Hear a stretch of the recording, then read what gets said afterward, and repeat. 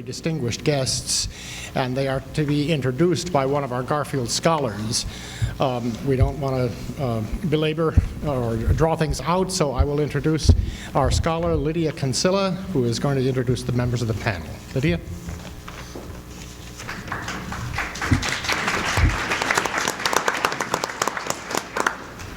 Thank you. As Professor Kordansky said, my name is Lydia Cancilla, and I'm a Garfield Scholar and a junior at Hiram College. I am pleased to welcome you to tonight's seminar, The Future of Latin American Political Integration. We are honored to have with us three distinguished speakers with considerable knowledge and experience on Latin America.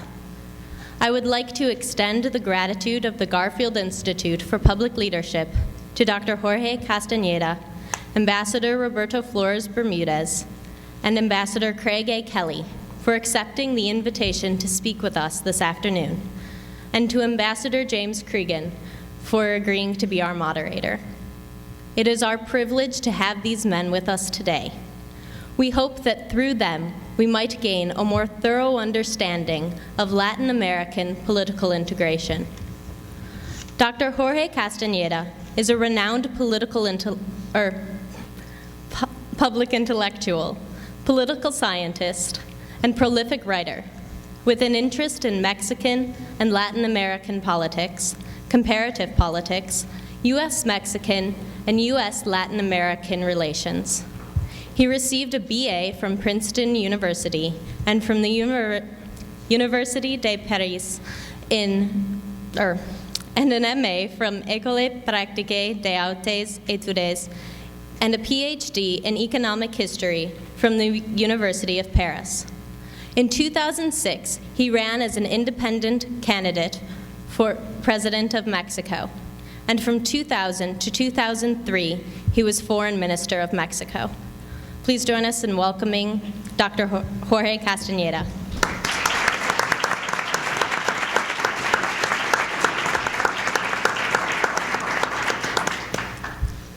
Our next speaker has firsthand experience with respect to relations between the United States and Latin America. Ambassador Roberto Flores Bermudez is a career diplomat.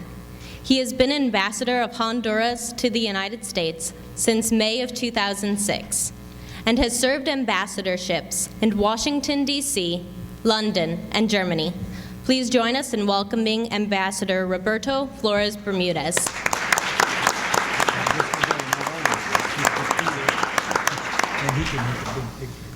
Our final speaker this evening is Ambassador Craig Kelly.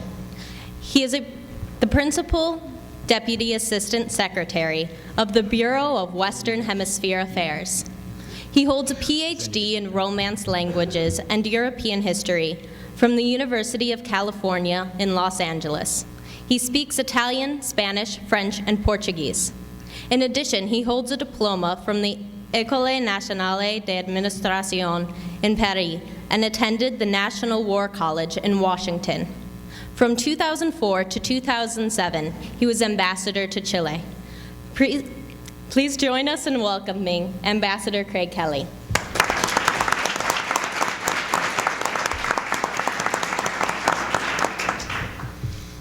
Our moderator this evening is a friend of the Garfield Institute, Ambassador James Cregan. Currently, he is the director of the Center of International Studies at the University of the Incarnate World and a Hiram trustee.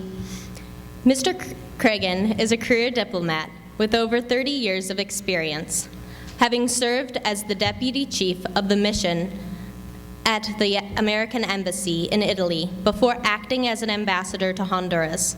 He has been a political and labor officer in the United States embassies in Lima, Mexico, San Salvador, and Rome. Ambassador Cregan holds a PhD from the University of Virginia and has taught at several universities. Now please let us welcome tonight's moderator, Ambassador James Cregan.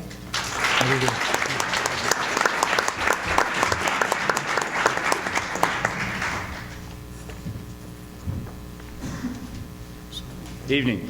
I'll talk for a few minutes from here, but the panel, you can it might be just as well to speak from there, and certainly will then, what we're going to do is about 20 minutes each, something like that, but I'll tell you, I know enough. It's difficult to moderate these folks. I don't have to, they're all diplomats, so they will shape it, but roughly 20 minutes or so each, and then we want to have a really vigorous discussion here.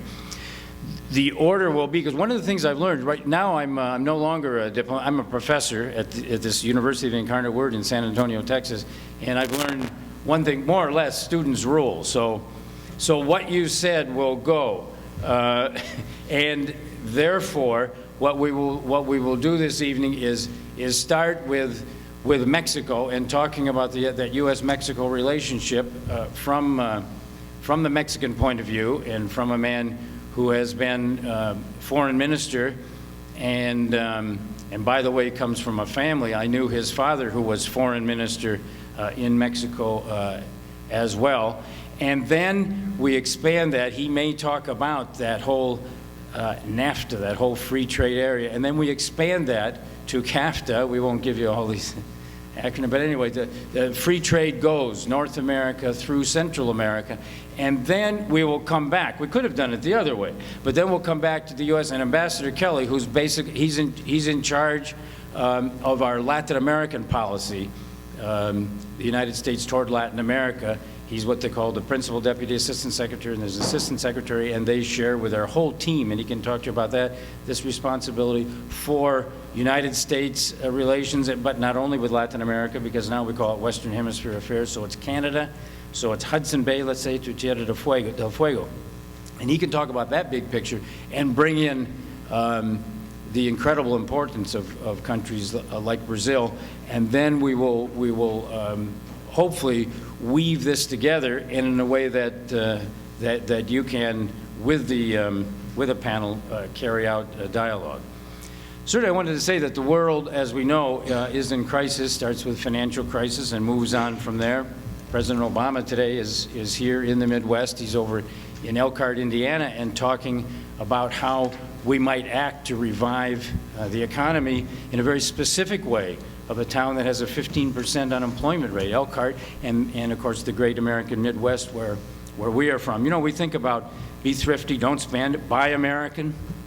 I understand that. I'm from a town up the road, Lorain, Ohio, and Lorain was U.S. Steel. We were U.S. Steel, we were National Tube. We were the largest pipe mill, they called it, in the free world, which I think meant that the Soviets had something bigger back behind that Iron Curtain, but we didn't know for sure. That's gone. I was in Lorain yesterday, and it's grave difficulties. And so it's very tempting to think about, well, let's junk NAFTA, let's junk what we're doing with Mexico and Central America, and so on. And so I am sure that will come up here, and the panelists are dealing with that question. And I would just recall that history teaches us a lot of, it doesn't tell us what to do, but it teaches us lessons. And in the Great Depression, and we hope there's only going to be one Great Depression, we put up barriers, we put up tariffs, and other countries retaliated. And that's the situation we don't want to get in this time. And then when they retaliated, things got worse. And I think all those Latin American countries, Brazil, Argentina, and so on, they defaulted on their debts. So that helped no one. And then we went into a period, not to do any history here, but fascism and political dangers as well. So there's a reason to stay out of that. When we think Mexico, and Foreign Minister Castaneda will be dealing with that, you know, it's our number two. It's number 2 in U.S. exports. So, I mean, it's incredibly important. And just think of the impact on U.S. industry, the favorable impact in having Mexico in that situation. So trade, and reasons for that. I'm from Texas now. I'm really an Ohioan, but I'm from Texas. And Texas, it's their number 1 trading partner, Texas and Mexico. You can imagine why. But it's also important for Indiana, and I don't know Ohio, to tell you the truth. And then there's security. And it's not just what we think of as terrorism, it's that other kind of security. It's the dangers that come from the drug trade. It's the why are we sending 23 to 25 billion? I don't know what it is because it's hard to count and find out who's got the money, but 23, 25 billion dollars to Mexico through payments for drugs. You have maybe 20 million Americans with illegal drugs, and you can talk about all those kinds of questions, but something bad is going on. Over 5,000 killed in Mexico last year. I just came up here from San Antonio yesterday. Headlines in the newspaper, 233 Americans killed since 2003, rather, in Mexico. So lots of problems, lots of security problems that we need to deal with together, and I'm sure Professor Foreign Minister Castaneda will talk about that. Craig Kelly, looking at it from that U.S. policy point of view, we'll talk about the things we are doing together with Mexico, with Central America. Remember, Merida Initiative, if they don't talk about it, ask them about it. Things that we need to do together because it's critically important for the United States. Trade and the security issues writ large, and obviously immigration. Big issue. Maybe doesn't affect Ohio in the same way. Big issue. Lots of ways to look at it. We'll need to discuss that this evening. I recall when I was a Foreign Service officer a few years ago, and in the early 70s, and in Peru, and our Secretary of State was Kissinger, Henry Kissinger, and he had gone to Mexico. And everybody in Mexico, they were talking about things and saying the Gulf this and the Gulf that. Kissinger went back and he said, I can't do his accent, but I tell you something, there is only one Gulf in the world, and it's the Persian Gulf. Because that was 1973, and that was oil. But what we are learning, and then Kissinger, by the way, initiated something in the Foreign Service called Global Outlook Program, which meant they took people who were loving it in Latin America and sent them off to some other far part of the world so that we could learn about the whole world. But the point is now we're coming back. Critically important really is the Gulf, that is Mexico, Central America, the United States, and all those issues that are back in this hemisphere. And while it may not be as evident as things like Iraq and Afghanistan, it's critically important. So we will work first with Dr. Castaneda. Intellectual, no one understands better that complicated U.S.-Mexico relationship, which is quite different from the days when they used to say, you know, pobre Mexico, tan lejos de Dios, tan cerca los Estados Unidos, because we are, being close to the United States is good and bad, but we are linked, I hope, for good. And then Flores Bermudez, as you've heard his bio, one of those who has long been in foreign policy in Central America, an architect of the peace in that area, working through the International Court of Justice to make sure that Salvador and Honduras no longer have difficulties between them, and that Central America can be knit together as a common market of over 40 million people, and then that they work with the United States. And so we will hear from him about that and about the strategic view, and then Craig Kelly, who has this long foreign service career going from the Holy See to Bogota, to being the Colin Powell's man, who was with our Secretary of State, Colin Powell, and then our ambassador in Chile, so a vast array of experience. Let us start then with Foreign Minister, with Professor Castaneda, and develop that Mexico-U.S. picture, and then move on. And Dr. Castaneda may speak from there, from here, however you like. Here's fine, if it's okay with all of you. And thank you. Thank you. Ambassador, for the kind words of introduction, and thank you all for joining us this afternoon, and thank you, Jim, for organizing this this event and making it possible to be here with both Roberto and Craig, whom we have gotten together with on many occasions in the past. The first point I'd like to make, just so that we divide our work properly, is that while I will address the main issues that face Mexico and the United States today, I would say that practically all of them are also applicable not only to Honduras specifically, but to almost all of Central America, particularly issues having to do with drugs, with immigration, with trade, and the economic crisis. So while the ambassador will be, of course, much more eloquent than I will be on these issues, I will address them in the sense that most of what I will say, I think, is also valid for his country and for Central America. The first point that I'm sure you all know because you've read about it, you've heard about it, seen about it, television, etc., is that the United States economic crisis today is no longer a United States economic crisis. It's a worldwide economic crisis. The entire world is suffering the effects of what initially was a banking or financial crisis and what has now penetrated into what is known as the real economy. What's the real economy? Well, it's where real people produce real things and have real jobs until they lose them, and then they have real unemployment. This is what has been happening now in the United States for the last 3 months, more or less, 4 months, and it has spread around the world. It is not a question of blame or responsibility. The world economy is a single unit today. That's why we talk about a globalized economy. And so what happens in one place affects other places, and particularly when the one place is the world's largest economy, the richest, the most powerful economy, it inevitably affects others. Who does it affect more? It depends. Some people will tell you that, for example, China may well weather this crisis better than other countries. And that after all, you know, their growth rate is way, way down for 2009. They'll only grow at maybe 5 to 6%. Well, we would all like to do that. Except that's half of what they used to be growing at. And so cutting your growth rate in half is a pretty tough hit. And there are estimates of more than 20 million people who will lose their jobs on the coasts in China and have to move back inland to where they came from before. Other people say, well, you know, the United States is going to be hit very hard, but countries in South America, like Brazil and Argentina, are well prepared for the crisis.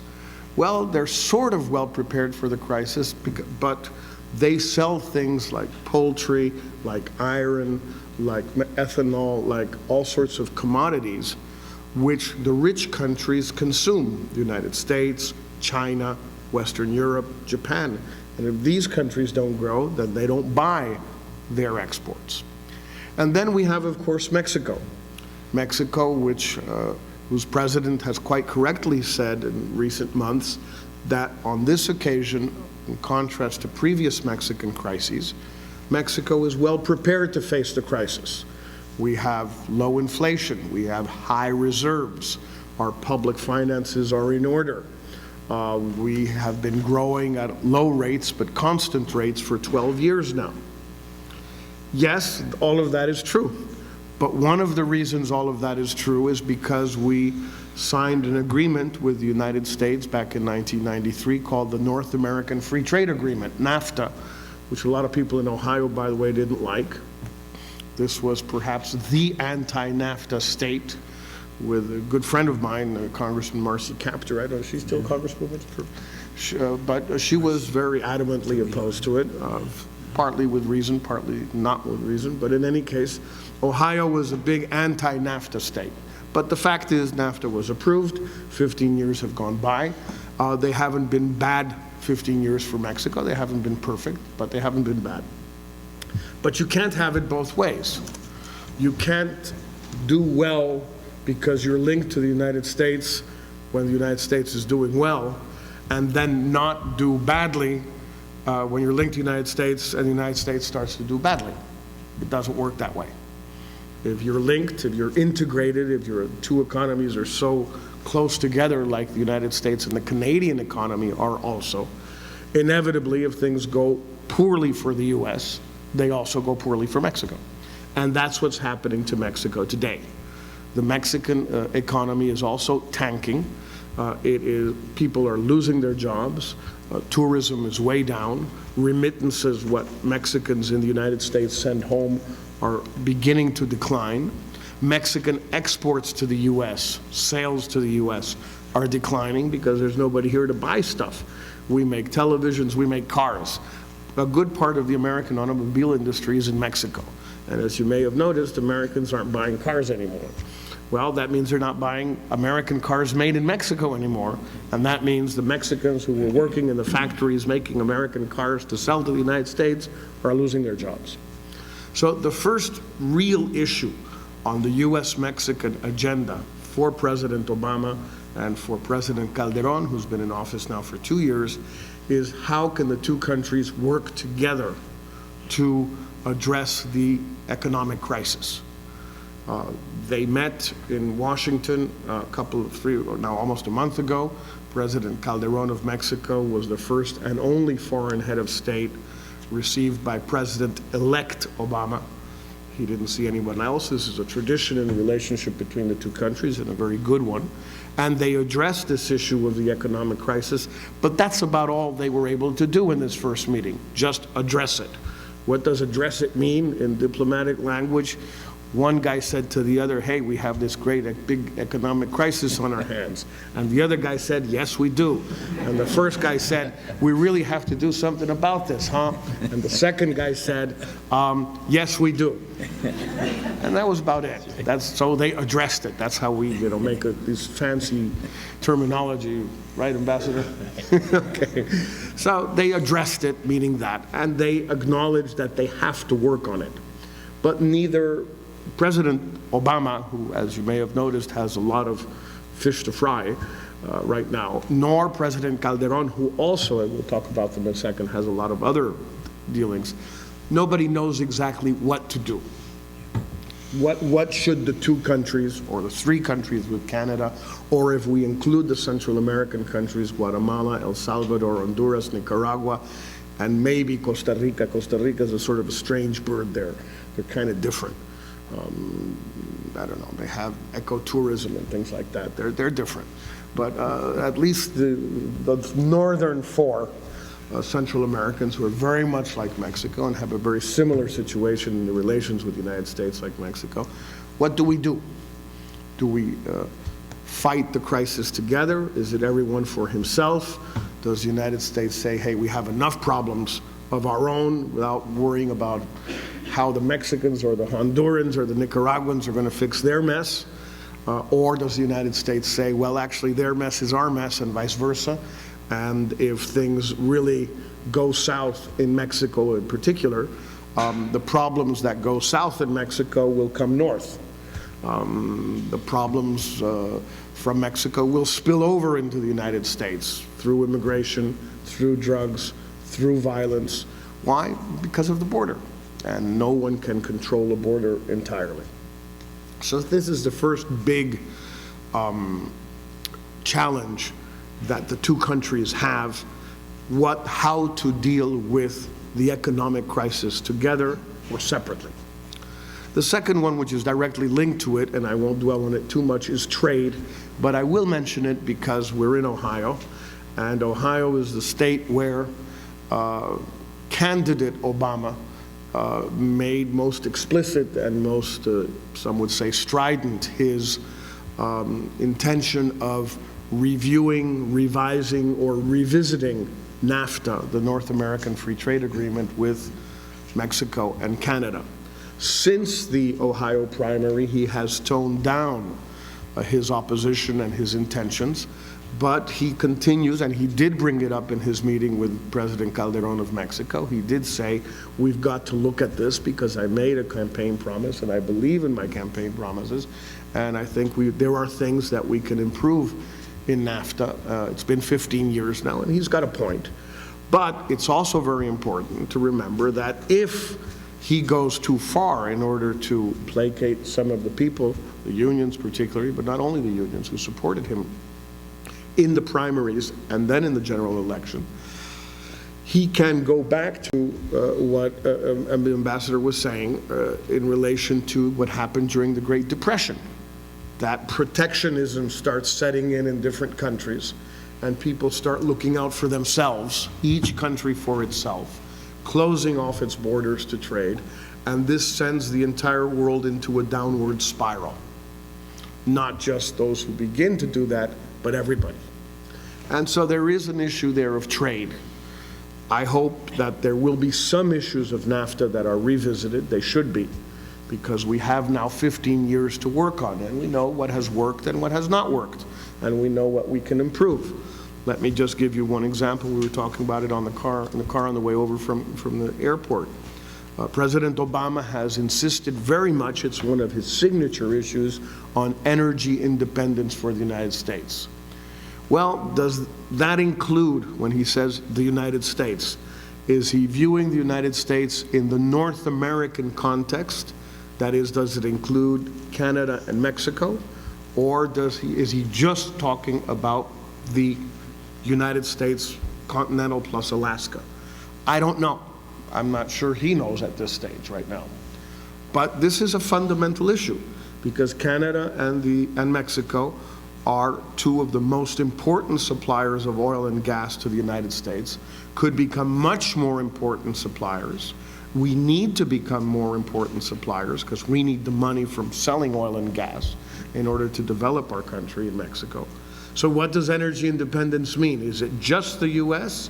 Is it North America? What does he mean by that? Well, it's a big question, and it's an important one. And then we have the two complicated issues. The ones I've been talking about so far are easy compared with the next two. And they also, as I said, apply to not only to Honduras, but to most countries in Central America. And one is drugs and the other is immigration. And they are separate, largely, but they are often viewed together in the United States wrongly. People like Lou Dobbs try to lump them together. The anti-immigration groups try to lump them together, and the very virulent anti-drug factions also try to lump them together. I'm going to try and keep them apart in the 10 minutes I have left, to the extent that I can, but then we may come back to this. The drug situation is both a very old one and one that has changed in recent years. It's very old because at least I can remember, I was a bit younger than you were then. Right now I'm about your age, but not too much older. But at some point I was younger than you.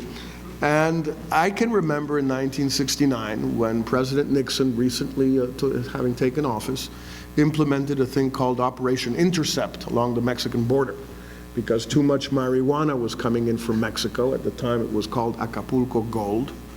Some of you may have heard of that. Probably the more, those closer to my age than the younger ones. But in any case, President Nixon decided to crack down on that, among other reasons, because there was a link at the time between the anti-Vietnam War movement and Woodstock and drugs, pot, etc. So he decided to clamp down on the Mexican border, and he decided that every car or truck entering the United States from Mexico was going to be stopped and searched. Well, needless to say, about 2 hours after he began doing that, he had a queue all the way back to Guatemala, practically. And it was an enormous incident in U.S.-Mexican relations, which was finally cleared up, and it lasted about a week. But it was a very sad incident. But this was 1969, 40 years ago. So this drug business between the U.S. and Mexico has been going on for a long time. It really isn't new. And what's not new about it is that it's basically the same patterns. Mexico produces now an additional drug. We produce marijuana, though we are no longer the main provider of marijuana to the United States. The main provider is another country that is close to the west coast of the United States. It's called California. That's where most of that stuff comes from. We produce poppy for heroin, and we produce now methamphetamines or meth. We do not produce cocaine. We do not produce cocaine because we haven't found a way to grow coca leaf in Mexico yet. We're working on it, but we haven't managed it yet. So basically, it all comes from the Andes. And we are a transit country for cocaine. We are not a producer of cocaine. But this is still a lot of drugs moving through Mexico or from Mexico to the United States. A lot of money, a lot of corruption, a lot of violence, a lot of complications. Why do I say complications? Because none of the problems that drugs entail have easy answers to them. There is no easy legalization answer. There is no easy extreme penalization answer. There's no easy supply side answer. There's no easy demand side answer. There's not even an easy harm reduction answer, which is the one I think is best both for individuals and for countries. None of the answers are good, and all of the problems are terribly complicated. It has gotten probably worse the last 4 or 5 years. What we don't know exactly is why it's gotten worse.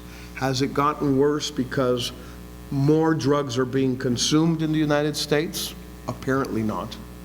Has it gotten worse because more drugs are being produced in Mexico, Colombia, Bolivia, Peru than before?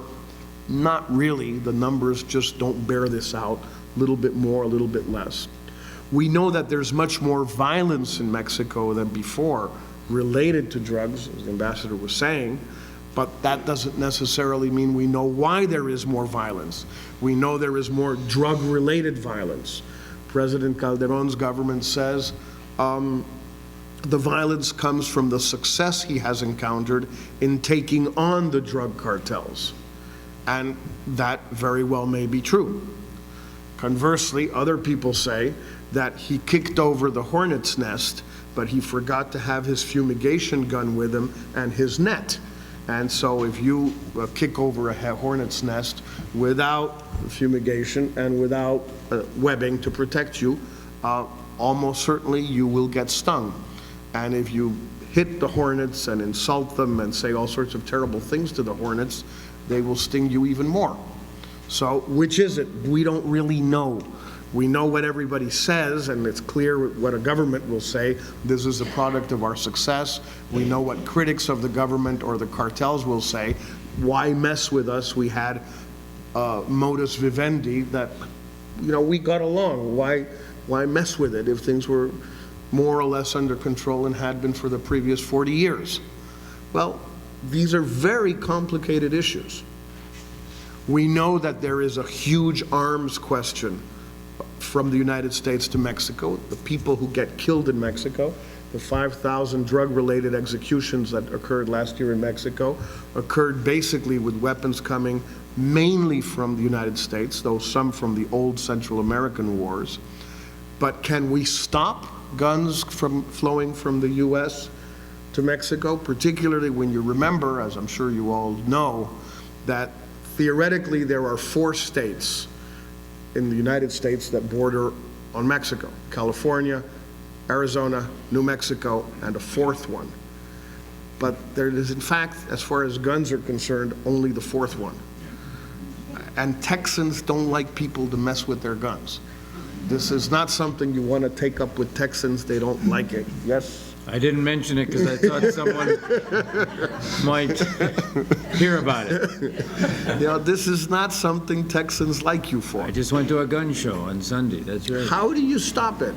Texas has, if I'm not mistaken, no state gun laws. It just has federal laws.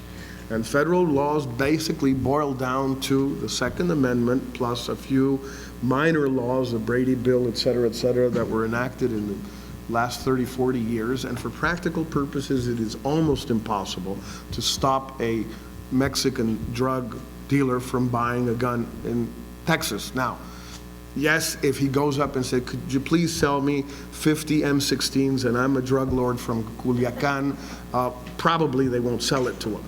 On the other hand, that's probably not the way he's going to go about buying them.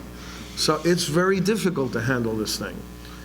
It's very hard to stop the sales at the point of sale. It's very hard to stop people on Texas highways down to the border.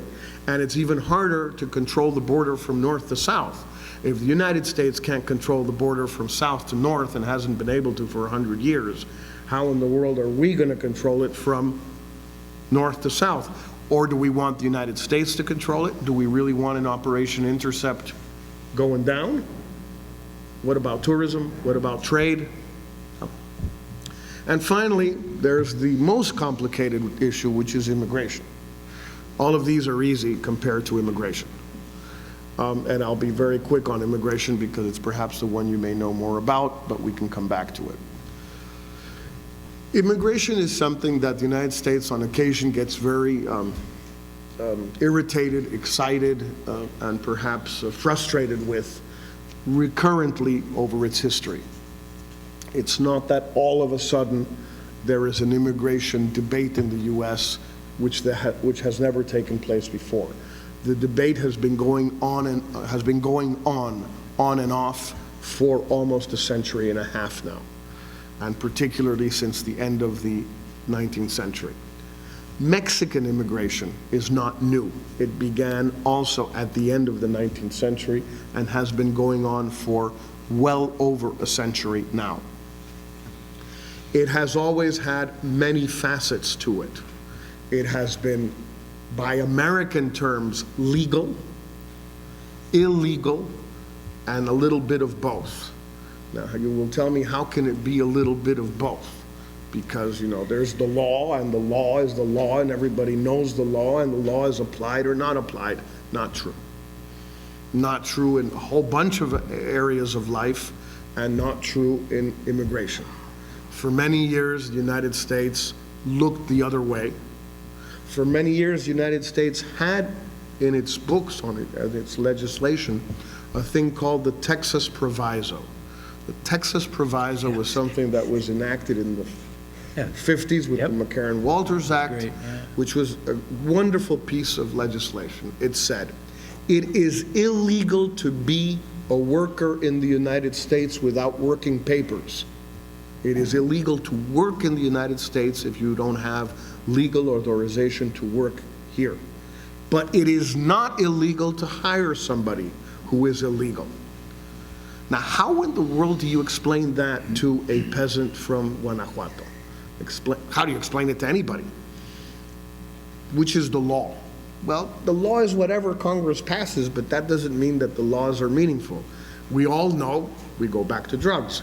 We all know that drugs are illegal in the United States. I'm not going to ask a stupid question like how many of you have broken the law, because then I'd get into all sorts of trouble if I were to ask it, the kind of trouble that former President Clinton got into, former Vice President Gore got into, current President Obama got into, et cetera, right?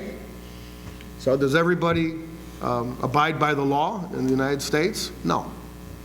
And I'm just talking about two of the last three presidents, and I would probably include the former one, though he has been less forthcoming about it, perhaps, than his predecessor and his successor. Well, if, you know, 2 out of the 3 last presidents don't abide by the law, that means that, you know, you've got a sort of tricky situation there in terms of what is the law.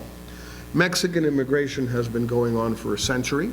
It has always had these 3 facets: legal, illegal, and permanent or temporary. It has that today.